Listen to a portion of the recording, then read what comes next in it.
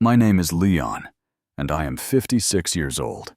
I was sitting in my small woodworking shop when my phone lit up with a message from my daughter Claire. The words on that screen shattered me. She wrote that I should not come to her wedding. She said I was no longer her family. My hands trembled as I typed back one word: understood. Then I opened my contacts and found a number I had not called in 20 years. Have you ever been rejected by someone you would die for?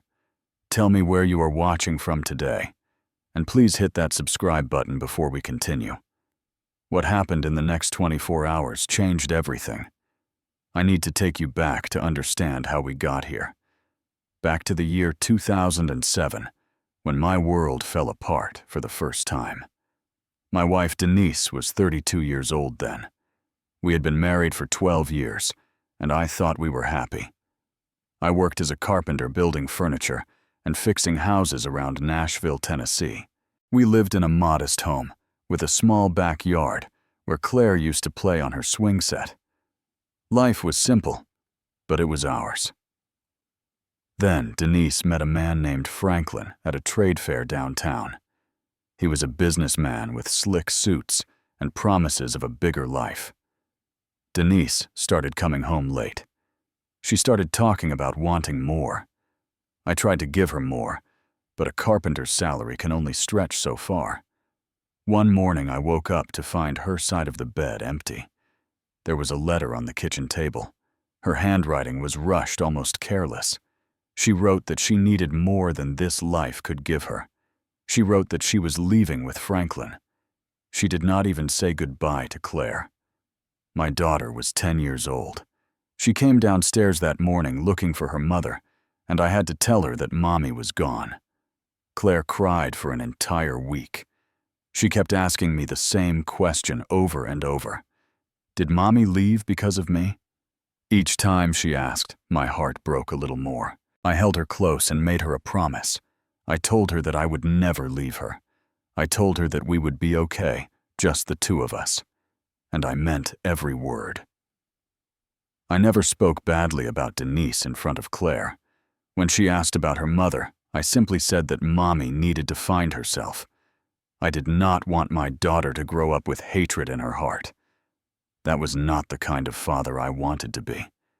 The years that followed were hard, but they were also beautiful in their own way. I woke up every morning at 5 o'clock to make breakfast for Claire before heading to my shop. I made sure there was always food on the table, always clean clothes in her closet, always someone to help with her homework at night. My woodworking shop was small, just a converted garage on the edge of town. I built cabinets, repaired furniture, and took whatever jobs came my way. The money was never great, but it was honest work, and it kept us fed. Every afternoon I would leave work early to pick up Claire from school. My customers understood. Most of them were parents too. They knew that some things were more important than deadlines. Evenings were our special time. Claire and I would cook dinner together. I taught her how to make my mother's mac and cheese recipe, the one with 3 different kinds of cheese and breadcrumbs on top. We would eat at the small kitchen table, and she would tell me about her day. Every test, every friend, every small drama of childhood. I listened to all of it. Weekends were for fishing. There was a lake about 20 minutes from our house, and Claire and I would spend hours there with our lines in the water. I taught her how to be patient, how to wait for the right moment, how to appreciate the quiet beauty of nature. Those fishing trips became our tradition, something that belonged only to us. People asked me sometimes why I never remarried. My coworker Eddie used to joke that I was still young enough to find someone new, but I always gave him the same answer. Claire is all I need, and I meant it. My daughter was my whole world, and I did not want to bring anyone into our lives who might complicate what we had built together.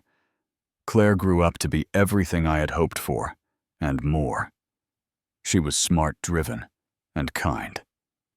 She graduated at the top of her high school class and earned a scholarship to Vanderbilt University. I remember the day she got that acceptance letter. She came running into my shop, waving the envelope like a flag. We both cried that afternoon. Paying for college was still a challenge, even with the scholarship. So I sold my old truck, the one I had driven for 15 years, to make sure Claire had enough money for books and supplies. She protested at first, but I told her it was just a truck. Her education was more important than any vehicle.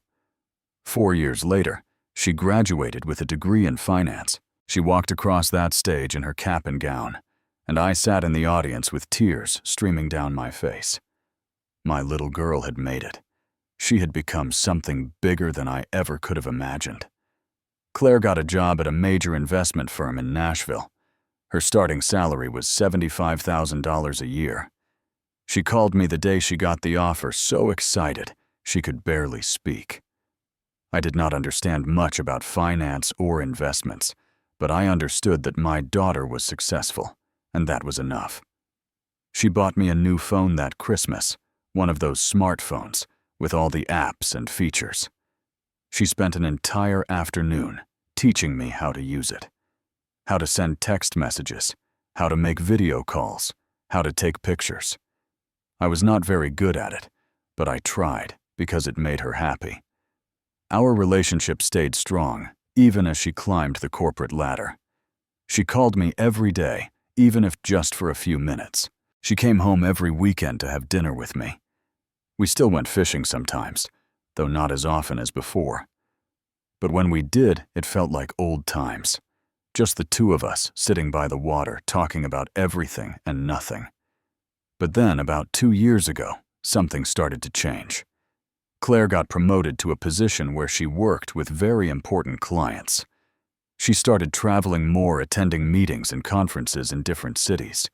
The daily phone calls became every other day, then twice a week, then once a week. I told myself it was normal. She was busy building her career. She did not have time to chat with her old dad every single day. I understood that. I was proud of her success. But there were other changes too, small things that I noticed, but tried to ignore. When Claire did come home, she started making comments about my house. She would look around and say things like, "Dad, you should really renovate this place." Or, "Why do not you buy some new furniture? This stuff is so old." I would just laugh and tell her that the old house had memories. Every scratch on the floor, every stain on the couch, they all told a story. Our story. But Claire did not seem to see it that way anymore. She would just go quiet and look away. I remember one visit in particular. Claire was sitting at the kitchen table while I made coffee. She was scrolling through her phone, looking at pictures of fancy apartments and expensive furniture. When I brought her the coffee, she barely looked up. I asked her if everything was okay. She smiled, but it did not reach her eyes. She said yes, everything was fine, but I knew my daughter better than anyone, and I could tell something was weighing on her mind. I just did not know yet what it was. Looking back now, I can see the signs more clearly. The distance growing between us. The way she seemed almost embarrassed sometimes when she talked about her life at work, and then looked around at my simple home. But at the time, I chose to believe that our bond was strong enough to survive any changes. I was wrong about that. The change in Claire accelerated when she met Bradley Wentworth. It was about a year ago when she first mentioned his name. Her company had assigned her to manage the financial accounts of the Wentworth family, one of the wealthiest families in all of Nashville. They owned a chain of luxury hotels and had real estate holdings worth hundreds of millions of dollars. Bradley was the only son of Howard and Judith Wentworth.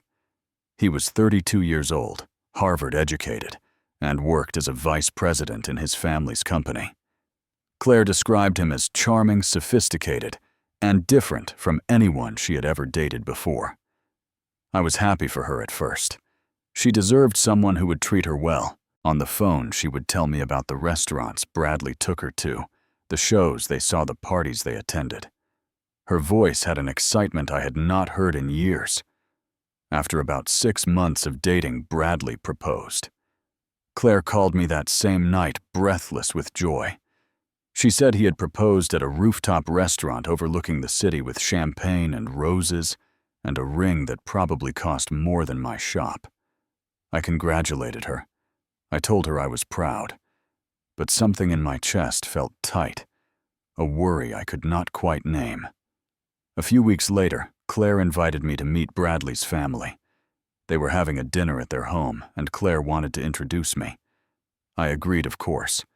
I wanted to meet the people who would become my daughter's new family. I did not own a suit, so I wore my best button-down shirt and khaki pants. Claire picked me up in her new car, a sleek silver sedan that Bradley had helped her choose. On the drive over, she seemed nervous. She kept adjusting her hair and checking her makeup in the mirror. The Wentworth estate was like nothing I had ever seen. It sat on a hill in Belle Meade, the wealthiest neighborhood in Nashville. The house itself was enormous, maybe 15,000 square feet, with white columns and manicured gardens. A valet took Claire's car when we arrived, and a butler in a formal uniform opened the front door. I felt out of place immediately. The foyer alone was bigger than my entire house. Crystal chandeliers hung from ceilings that seemed impossibly high. Paintings that looked like they belonged in museums lined the walls. Everything sparkled and gleamed in a way that made my work calluses feel even rougher. Bradley greeted us in the living room. He was tall, with perfect teeth and a confident handshake. He called me sir and said he had heard so much about me. I wanted to like him, and part of me did. He seemed to genuinely care for Claire. Then I met his parents. Howard Wentworth was 62 years old, a stern-faced man with silver hair and cold eyes. When we shook hands, his grip was firm but brief, like he did not want to touch me any longer than necessary. He asked me what I did for a living, and I told him I was a carpenter. His eyebrows raised slightly. "Just a carpenter," he said. Then he nodded and turned away to speak with someone else. Judith Wentworth was 58, a thin woman draped in jewelry and designer clothes. She looked at me the way someone might look at a stain on an expensive rug. When I told her it was nice to meet her, she smiled a smile that did not reach her eyes and said, "Yes, likewise." The dinner that followed was uncomfortable. I sat at a table set with more forks than I knew how to use, surrounded by people discussing stock portfolios and vacation homes in Europe. Judith dominated the conversation, asking Claire about her work, her ambitions, her plans for the wedding. She barely acknowledged my existence. At one point, Judith made a comment about the importance of image. She said that the Wentworth name carried certain expectations, certain standards. She glanced at me when she said it just for a second, but long enough for me to understand her meaning. Howard remained mostly silent, but I caught him watching me several times throughout the evening. There was something strange in his gaze, something that went beyond simple snobbery. It almost looked like recognition, or maybe fear. But that did not make sense. I had never met Howard Wentworth before in my life. On the drive home, Claire was quiet. I asked her if everything was okay, and she said yes, everything was fine. But her voice was flat, and she would not look at me. I did not push. I figured she was just tired. But over the following weeks, things got worse. Claire started spending more time with the Wentworths, especially with Judith. They would go shopping together, attend society events, visit spas and salons. Claire's phone calls to me became even less frequent, and when we did talk, she seemed distracted. I learned later what Judith had been telling her during those outings. Judith had been planting seeds of doubt, watering them carefully with comments about image and reputation. She told Claire that the Wentworths had a certain standing to maintain. She said that people would talk if they saw a carpenter at their events. She suggested ever so gently that Claire might need to distance herself from her background if she wanted to truly become a Wentworth. Claire did not tell me any of this at the time. I only found out later after everything had fallen apart and been rebuilt. But I could sense something changing in my daughter. The way she looked at my house, the way she hesitated before hugging me, the way she started making excuses for why she could not visit on weekends. 3 months after that dinner, I called Claire to invite her over for our traditional Sunday meal. She said she was busy with wedding planning. I asked her what wedding planning, since she had not told me any details about the ceremony. That was when I learned that Bradley had proposed 3 weeks earlier. My own daughter had gotten engaged and waited 3 weeks to tell me. I tried to hide the hurt in my voice. I asked her about the wedding date, the venue, who would be in the bridal party. She answered vaguely, saying they were still figuring things out. When I asked if I could help with anything, she said Judith was handling most of the arrangements. Judith, not her own father. Judith. I hung up the phone that night feeling like a stranger in my own daughter's life. I sat in my woodworking shop, surrounded by the tools I had used to build a life for us, and I stared at a photograph of Claire from her 10th birthday. In the picture, she was smiling, covered in cake frosting, holding the wooden jewelry box I had made for her as a present. Where had that little girl gone? When had I lost her? I did not know it then, but I was about to find out just how far she had drifted from me. The text message arrived on a Tuesday afternoon. I was in my shop, sanding down an oak dining table for a customer, when my phone buzzed. I wiped the sawdust from my hands and looked at the screen. Claire's name glowed in the notification. I opened the message expecting something ordinary, maybe a question about what I wanted for my birthday, or a reminder about some family event. Instead, I found words that felt like bullets. Dad, I've been thinking a lot. The Wentworths have certain expectations. Having you at the wedding would make things difficult. Do not come to my wedding. You are no longer my family. I am sorry. I read the message 3 times, then 4 times, then 5. Each time the words stayed the same, cold and final, on that glowing screen. My hands started to shake. I sat down on my work stool because my legs would not hold me anymore. 17 years. I had raised this girl alone for 17 years. I had sacrificed everything for her, and now, with a few taps on a phone, she was erasing me from her life.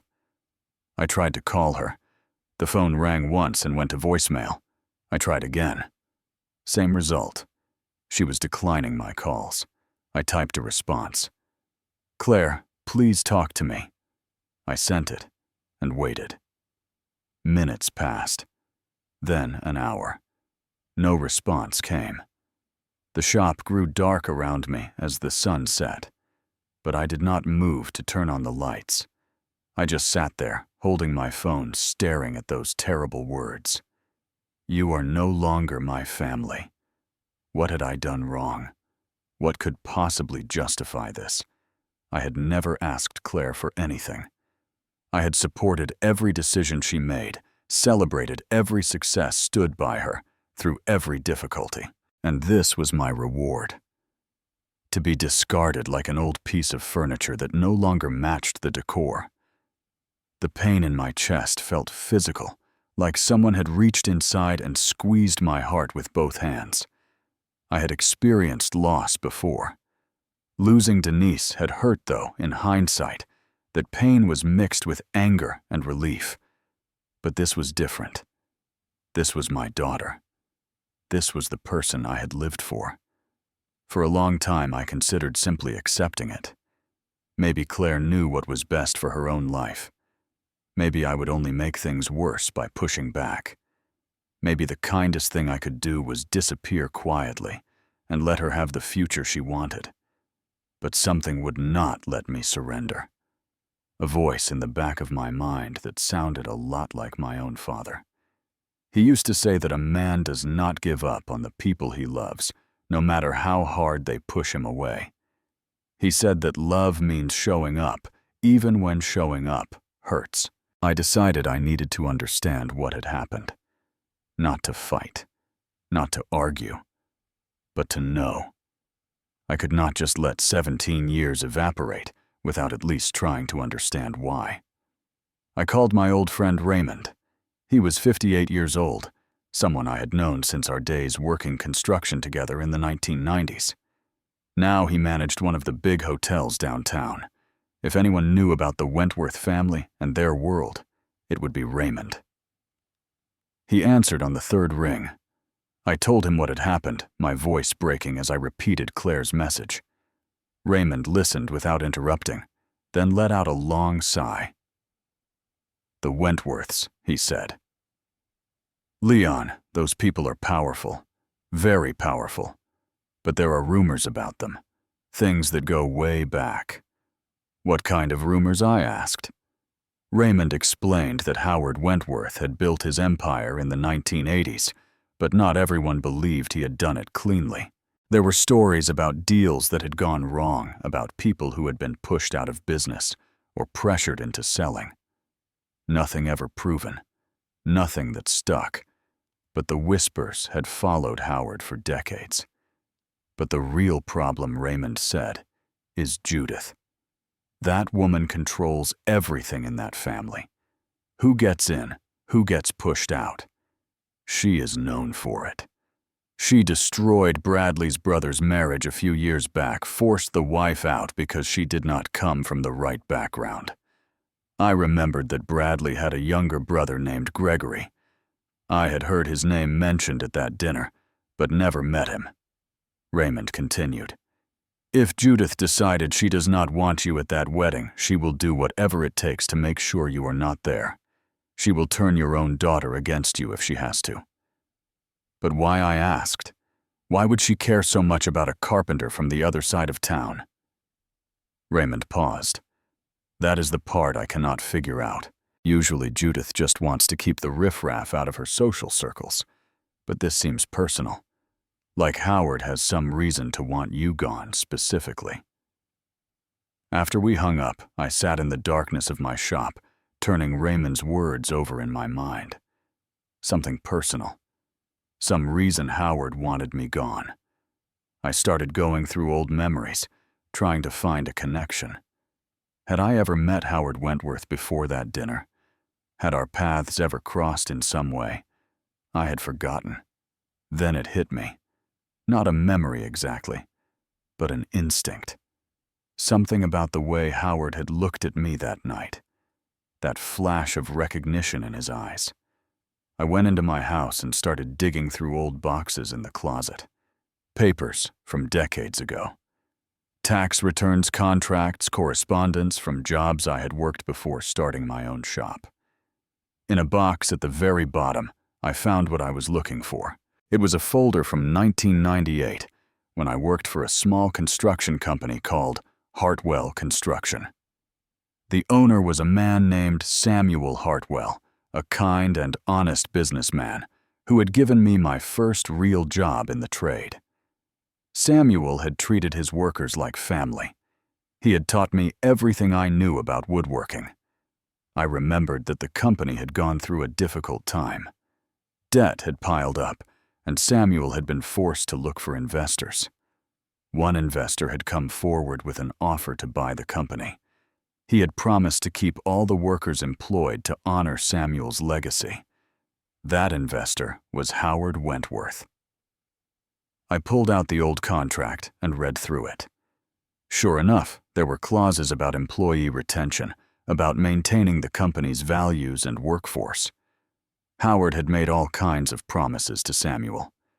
But after the sale went through, Howard had broken every single one of those promises. He fired most of the workers within 6 months. He stripped the company for parts and sold off the valuable assets. Samuel lost everything he had built, everything he had believed in. I was one of the workers who got fired. I remember the day clearly. A manager had called us into a conference room and told us the company was restructuring. We were given 2 weeks severance and shown the door. Samuel never recovered from the betrayal. He died of a heart attack about a year later. His wife, Margaret, always said that Howard Wentworth had killed her husband, not with a weapon, but with broken promises and shattered dreams. I had not thought about any of this in years. I had moved on, started my own shop, built a new life. Howard Wentworth had been just a name from my past, someone I never expected to encounter again. But now I understood. Howard had recognized me at that dinner. He knew I was a witness to his betrayal, someone who could tell Claire and anyone else what kind of man he really was. And he had convinced Judith to push me out of Claire's life before I could say anything. They were not just snobs looking down on a carpenter. They were hiding something, and they were willing to destroy my relationship with my daughter to keep it hidden.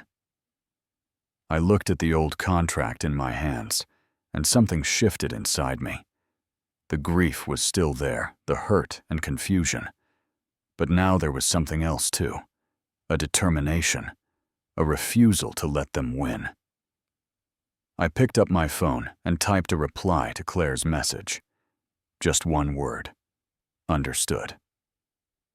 Then I scrolled through my contacts until I found another number, one I had not called in 15 years. Margaret Hartwell. It was time to learn the full truth about Howard Wentworth. Margaret answered on the second ring. Her voice was older than I remembered, but still sharp and clear. When I said my name, there was a pause, then a sound that might have been a laugh or a sob. "Leon," she said. "Leon. After all these years." I apologized for not staying in touch.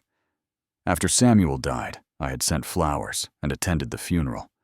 But then life had gotten busy. Claire was growing up, my shop was demanding all my attention, and the painful memories of Hartwell construction had faded into the background. Margaret said she understood. "We all cope in different ways," she said. "But tell me, why are you calling now?" I told her everything. About Claire, about the Wentworths, about the text message that had shattered my world. I told her about my suspicion that Howard was trying to keep me away from my daughter because of what I knew about his past. When I finished, Margaret was quiet for a long moment. Then she said something that changed everything. "Leon, I kept all of Samuel's documents after he died. Every contract, every letter, every record of what Howard Wentworth did to us. But there is something else, too. Something Samuel never told anyone about except me." "What is it?" I asked. "Recordings," she said. Samuel recorded his meetings with Howard. He had a small tape recorder that he would put in his jacket pocket. He did it because he did not trust Howard, even from the beginning. He wanted evidence in case Howard ever tried to go back on his word. My heart started beating faster. Recordings, 2 tapes. Margaret continued. On the first one, Howard promises Samuel that he will take care of all the workers.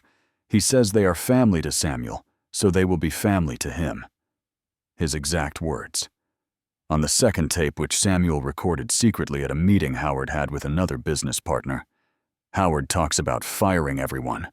He calls the workers dead weight. He laughs about how naive Samuel is. I could barely breathe. "Do you still have these tapes?" "I have kept them for 25 years, Margaret said. Samuel was too honorable to use them. He believed that the truth would come out on its own. But I always knew that someday, someone would need them. I think that someday might be now." We arranged to meet the next morning. Margaret lived in a small house on the outskirts of Nashville, about 30 minutes from my shop. I barely slept that night, my mind racing with possibilities and plans. At 9 o'clock the next morning, I pulled into Margaret's driveway. Her house was modest, but well-maintained with flower boxes in the windows and a neatly trimmed lawn. She met me at the door, a small woman, with white hair and bright, fierce eyes. Inside, we sat at her kitchen table, while she brought out a cardboard box filled with documents. She had organized everything meticulously, with folders labeled by date and subject. At the bottom of the box were 2 old cassette tapes. "I want you to hear them," Margaret said. "I want you to know exactly what kind of man your daughter is marrying into." She had an old cassette player, one of those portable ones from the 1990s. She put in the first tape and pressed play. Howard's voice filled the kitchen, younger than it sounded now, but unmistakably his. He was making promises to Samuel Grand, promises about keeping the workers employed and honoring the company's legacy. "I will take care of your people," Howard said on the tape. "They are family to you, so they will be family to me. You have my word." The second tape was even more damning. It was a conversation between Howard and another businessman, recorded just weeks after the sale went through. Howard was laughing as he talked about his plans. "Those workers are deadweight," he said. "We will fire them all within 6 months. Samuel is too naive to see it coming. By the time he realizes what happened, it will be too late." When the tapes ended, I sat in silence, my hands trembling with anger. 25 years. This evidence had existed for 25 years, and Howard Wentworth had gone on building his empire, destroying lives, pretending to be a respectable businessman. "What do you want to do with this?" Margaret asked. I thought carefully before answering. I did not want revenge. I did not want to destroy the Wentworths or drag them through a public scandal. What I wanted was simpler than that. "I want my daughter to know the truth," I said. "I want her to understand who she is trusting with her future. After that, the choice is hers." Margaret nodded slowly. "Then you will need to find a way to reach her, because I am guessing the Wentworths will do everything they can to keep you away." She was right. Claire was not answering my calls or messages. The wedding was less than 2 weeks away. I had no way to get close to her, no way to make her listen. Then I remembered something Raymond had said. He worked at a hotel downtown, one of the big fancy ones that catered to Nashville's elite. He knew people in the hospitality industry, people who worked events and parties for families like the Wentworths. I called Raymond and explained what I needed. He was quiet for a moment, then said he would make some calls and get back to me. 2 hours later, my phone rang. Raymond had news. "There is a rehearsal dinner tomorrow night," he said, "at the Grand Belmont Hotel. That is actually a Wentworth property, but I know the catering manager there. Her name is Dolores. She owes me a favor, and she is not exactly a fan of the Wentworth family. I can get you in as kitchen staff." I thanked Raymond profusely. He warned me to be careful. "The Wentworths have security everywhere," he said. "If they catch you, they will not just throw you out. They will make sure you regret ever trying." I understood the risks, but I also understood that this might be my only chance to reach Claire before she made a decision that could define the rest of her life. That evening, I prepared everything I would need. I made digital copies of the tape recordings, transferring them to a USB drive that I could play on any computer or phone. I wrote a letter to Claire, explaining everything I had discovered about Howard Wentworth and his past. I did not accuse or condemn. I simply laid out the facts and told her that I loved her no matter what she decided. "In 17 years, I have never lied to you," I wrote at the end of the letter. "Not once. I am asking you to hear me out one more time. After that, the choice is yours." I sealed the letter in an envelope and tucked it into my pocket, along with the USB drive. Then I laid out the clothes I would wear tomorrow. Plain black pants and a white shirt that would let me blend in with the catering staff. Sleep did not come easily that night. I lay in bed staring at the ceiling, thinking about all the ways tomorrow could go wrong. I could be caught before reaching Claire. She could refuse to listen. The Wentworths could have me arrested for trespassing. But I also thought about all the years I had spent raising my daughter. The breakfasts I had made, the homework I had helped with, the tears I had dried. I thought about the promise I had made to her when she was 10 years old, that I would never abandon her. I was not abandoning her now. I was fighting for her, even if she did not know it yet. As dawn broke over Nashville, I got out of bed and started getting ready. Today, one way or another, my daughter would learn the truth. The Grand Belmont Hotel rose like a palace against the Nashville skyline. Its facade was all gleaming glass and polished stone, with doormen in crisp uniforms and luxury cars lined up at the entrance. This was the kind of place where people like me were invisible, just part of the machinery that kept the wealthy comfortable. I parked my truck in the employee lot and made my way to the service entrance. Raymond had given me the name of the catering manager, Dolores, and told me she would be expecting me. Dolores was a woman in her early 50s, with graying hair pulled back in a tight bun and eyes that had seen everything. She looked me up and down when I introduced myself, then nodded once. "Raymond told me about your situation," she said. "I do not like the Wentworths. They treat staff like dirt and complain about everything. If you want to crash their party, I am not going to stop you." She handed me a white server's jacket and pointed toward the kitchen. "Put this on. The rehearsal dinner is in the grand ballroom on the second floor. You have maybe 20 minutes before someone notices you do not belong. Make it count." I thanked her and slipped into the jacket. It was too tight across my shoulders, but it would have to do. The kitchen was chaos, dozens of staff members rushing around with trays and plates and glasses. I grabbed an empty silver tray and headed for the service elevator. No one gave me a second look.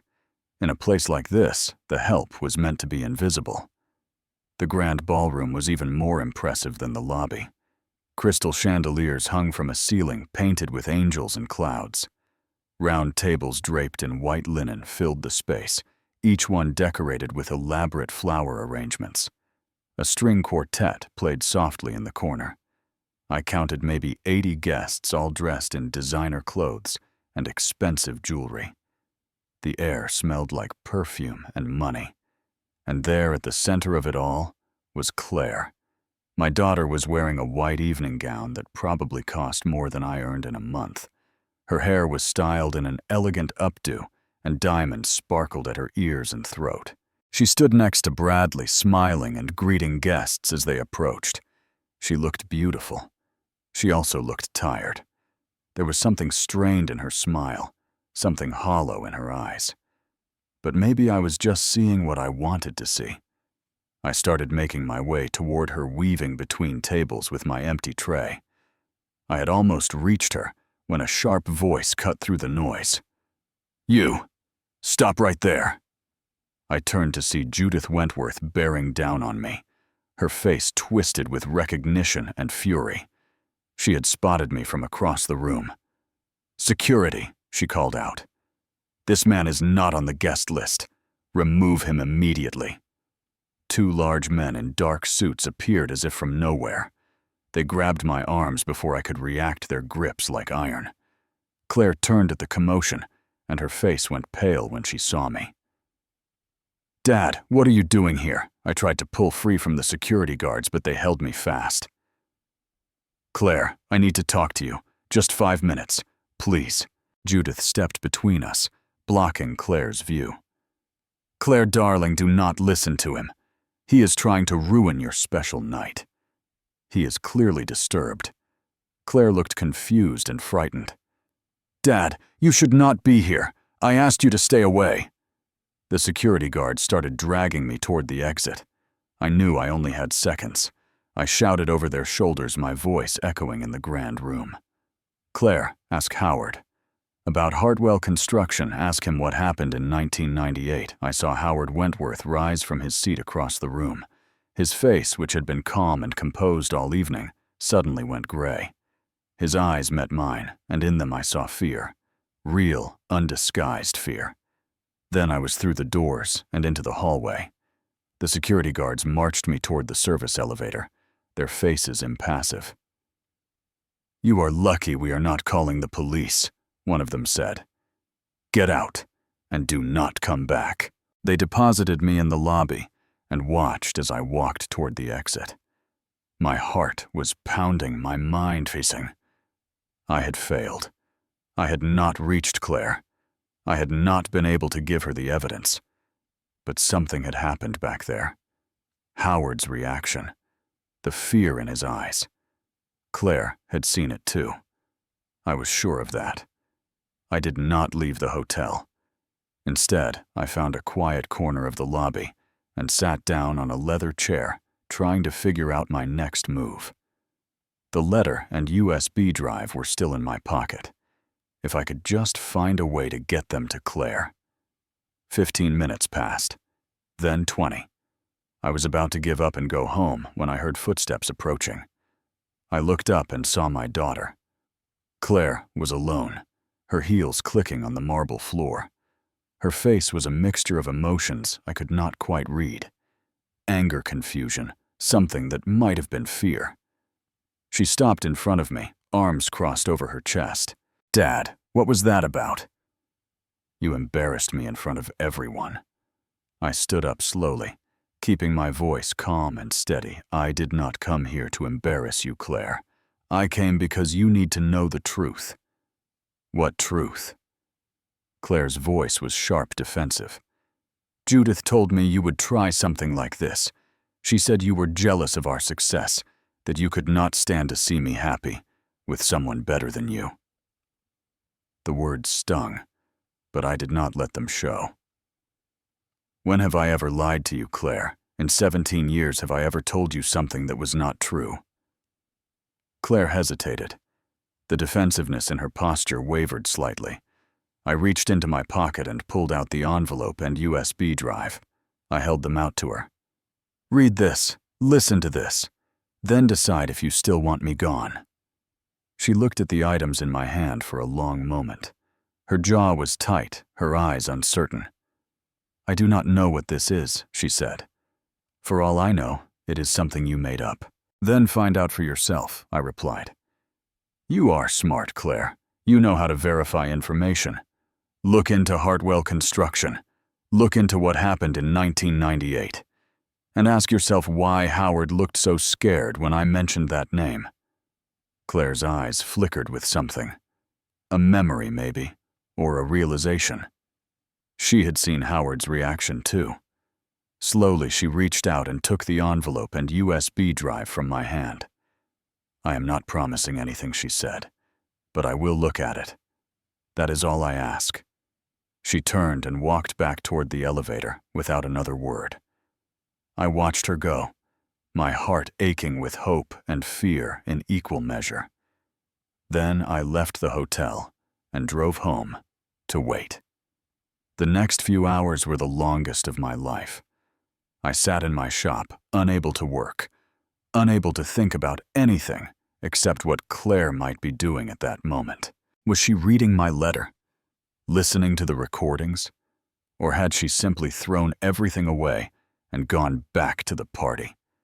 My phone buzzed. A text from Claire. 2 words. "Wait there." 30 minutes later, I heard a car pull into my driveway. Through the window, I saw Claire's silver sedan. She got out and walked toward the shop, her evening gown replaced by jeans and a sweater.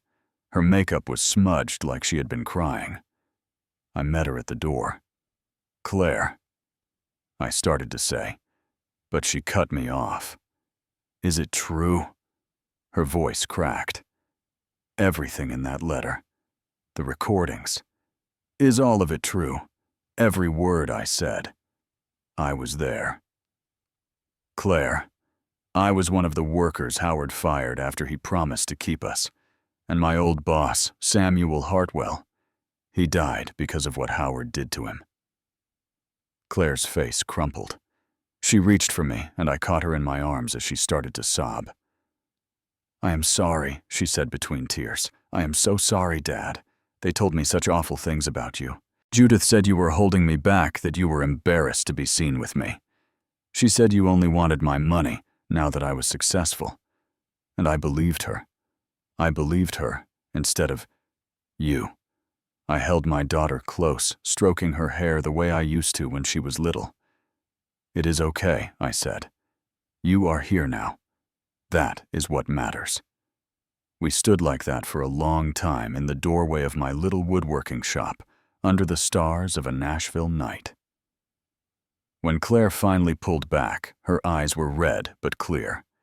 I confronted Howard, she said. After I listened to the recordings, I went back to the party and asked him directly about Hartwell Construction. What did he say? He tried to deny it at first. Said it was all ancient history, that business was different back then. But when I told him I had heard the recordings, he just stopped. He looked at Judith like he was waiting for her to fix it. But for once, she did not have anything to say, and Bradley Clare's expression hardened. Bradley just stood there. He did not defend his father, but he did not stand up to him either. He just watched, like he was waiting to see which side would win so he could join them. I knew then that my daughter had made her decision, but I needed to hear her say it. "What are you going to do?" I asked. Claire took a deep breath. What I should have done from the beginning. I am calling off the wedding. The scene that followed was one I will remember for the rest of my life. We drove back to the hotel together, Claire and I. She had left her car in my driveway and insisted on taking my truck instead. She said she wanted to feel grounded, connected to something real. The rehearsal dinner was still going when we arrived, though the mood had shifted. Word had spread about the confrontation, and the guests were murmuring among themselves. When Claire walked through the door with me beside her, the room went silent. Bradley rushed over immediately. "Claire, thank God." I was worried. "Listen, we can sort this out. Whatever my father did, it has nothing to do with us." Claire looked at him steadily. "Did you know about Hartwell Construction, about the workers he fired? Did you know what kind of man your father is?" Bradley's eyes darted to his parents, then back to Claire. "I mean, I knew there were some business issues in the past, but that was decades ago. It does not matter anymore. It matters to me," Claire said, "and it should matter to you." Judith stepped forward, her composure finally cracking. "Claire, sweetheart, let us not be hasty. Every family has skeletons. What matters is the future, your future with Bradley.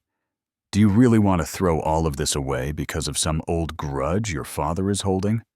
I held my tongue, letting Claire handle this herself.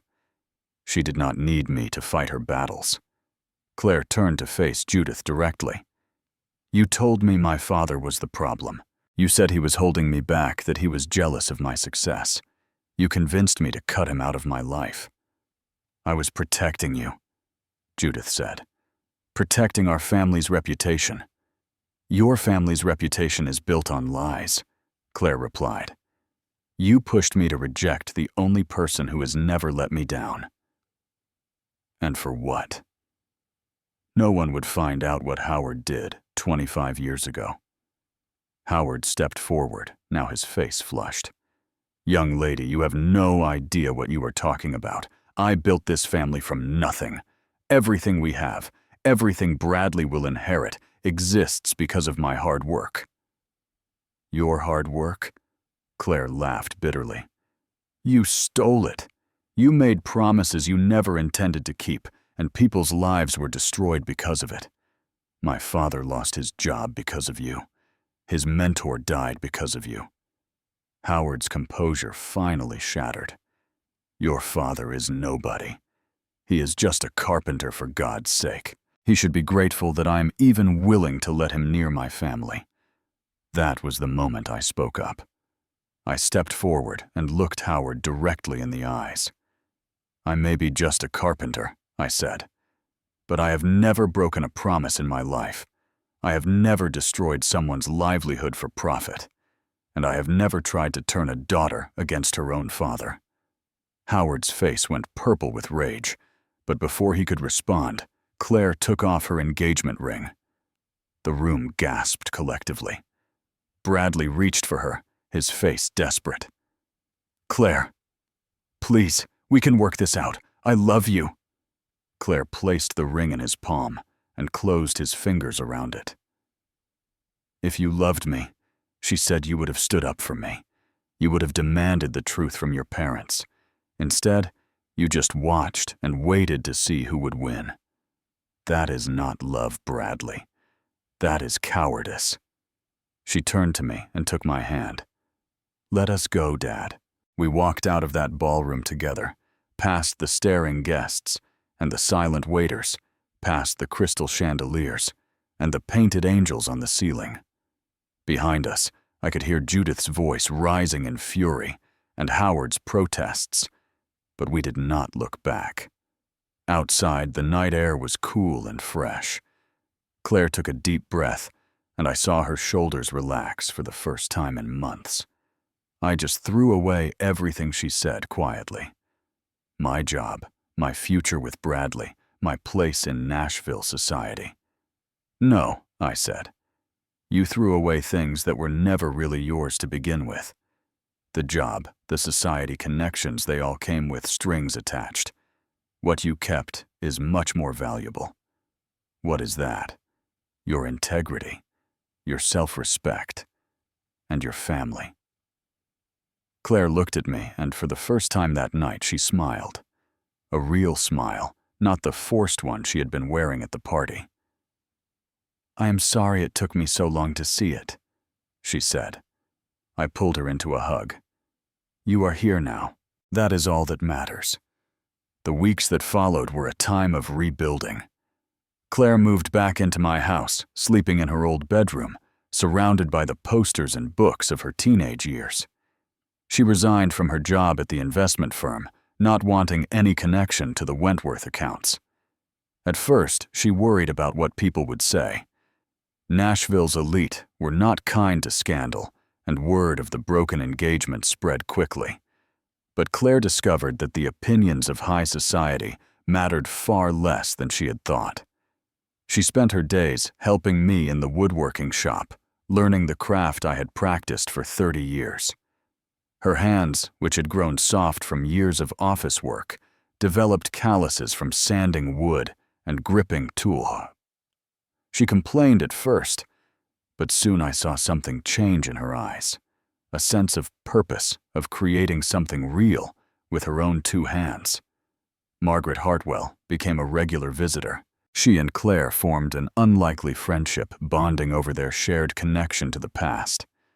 Margaret told Claire stories about Samuel, about the kind of man he had been before Howard Wentworth destroyed him. Claire listened with tears in her eyes, understanding now the weight of what had happened. One afternoon, Claire asked me if she could write letters to the workers who had been fired back in 1998. She wanted to apologize on behalf of everyone who had stayed silent for so long. I gave her the names I could remember, and Margaret provided more from Samuel's old records. Some of those workers had passed away. Others had moved on and did not want to revisit old wounds. But a few responded touched that someone remembered what they had gone through.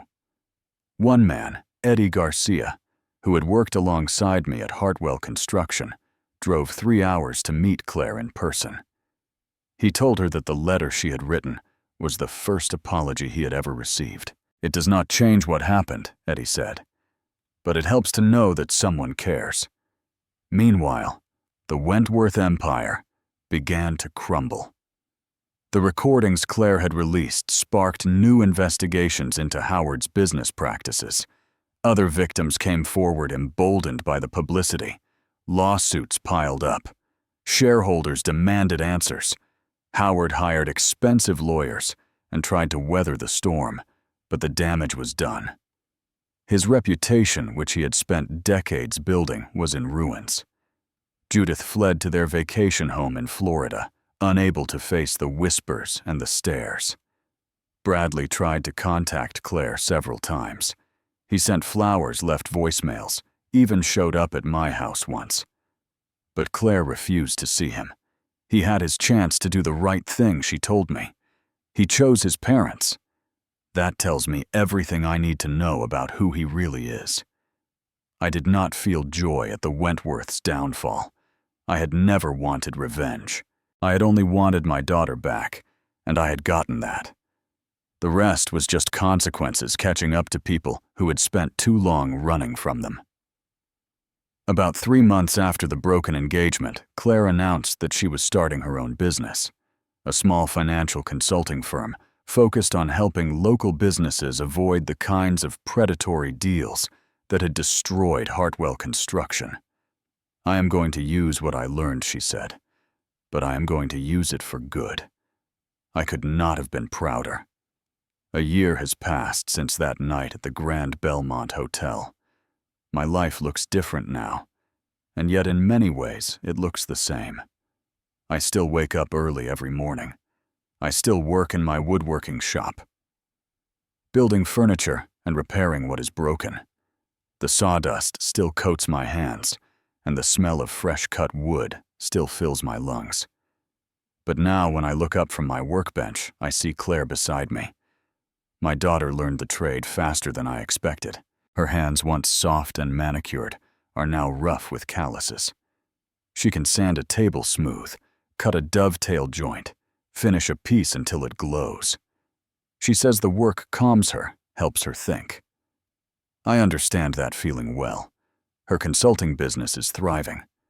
She works with small companies, family businesses, people who remind her of Samuel Hartwell and the workers. Howard Wentworth betrayed. She helps them navigate contracts, spot predatory deals, protect themselves from the sharks who circle in the business world. Some of her old colleagues from the investment firm think she is crazy. They say she threw away a brilliant career for nothing. But Claire just smiles when she hears those comments. She knows what she has, and she knows what she gave up. She has no regrets. Margaret comes for dinner every Sunday now. She has become like a grandmother to Claire, full of stories and wisdom and unconditional love. Watching them together, I sometimes think about Samuel Hartwell and how proud he would be to see this unlikely family we have built. My friend Raymond visits often, too. He finally retired from the hotel business and spends his days fishing at the lake where Claire and I used to go. Sometimes we join him there, 3 generations of friendship casting lines into the water, talking about everything and nothing. I heard recently that Howard Wentworth settled most of his lawsuits out of court. He avoided prison, but his reputation is gone. The hotels are being sold. The family fortune is dwindling. Bradley took a job in another city far from Nashville and its memories. I do not feel satisfaction at their misfortune. What I feel is something closer to peace. The truth came out, justice was served in its own way, and I got my daughter back. That is enough for me. Claire asked me once if I was angry at her for what she said in that text message, for telling me I was no longer her family. I thought about the question for a long time before answering. I told her that I was never angry, only sad. Sad that she had been manipulated by people who did not have her best interests at heart. Sad that our relationship had been tested so severely. But I also told her something else. I told her that those hard months had taught me something important about love. Real love is not about holding on tightly. It is about letting go when you have to, and being there when someone finds their way back. Claire cried when I said that. Then she hugged me and promised that she would never doubt me again. I believed her, not because people are perfect, but because I know my daughter. She learned something through all of this, something that will stay with her forever. The text message she sent me that day said I was no longer her family. She was wrong. Family is not something that can be erased with words. It is not about blood or wedding invitations or what last name you carry. Family is about who stays when everyone else leaves. I dialed one number that night, Margaret Hartwell's number, and it changed everything. But the truth is, the recordings and the evidence were just tools. What really mattered was simpler than that. I never stopped being Claire's father. Not when she pushed me away. Not when she said terrible things. Not when it seemed like I had lost her forever. I kept showing up, kept fighting for her, kept believing that somewhere inside my little girl was still there. And she was. So that is my story. The story of how I lost my daughter and found her again. The story of how an old carpenter from Nashville took on one of the wealthiest families in the city and won. But I want to leave you with one last thought. What would you do if someone you loved pushed you away? Would you accept their rejection and walk away? Or would you fight for them, even when fighting seemed hopeless? I am not saying my way is the right way for everyone. Every situation is different. Every family is unique. But I know this much. If I had given up that night, if I had accepted Claire's text message and disappeared from her life, we would both be living with regret right now. Instead, we are living with peace. And that makes all the difference. If this story touched your heart, I would love to hear from you. Drop a comment below and tell me what you would have done in my situation. Would you have fought for your child, or would you have let them go? And if you enjoyed this video, please take a moment to hit that like button. It helps more people find these stories and maybe find some comfort in them. Do not forget to subscribe to the channel if you have not already. We share stories like this every week. Stories about family forgiveness and the power of truth. And please share this video with someone who needs to hear it. Maybe someone who is going through their own family struggle right now. Sometimes knowing that others have survived similar pain can make all the difference. Thank you for watching, thank you for listening, and thank you for being part of this community. May you always have the courage to fight for the people you love. Until next time.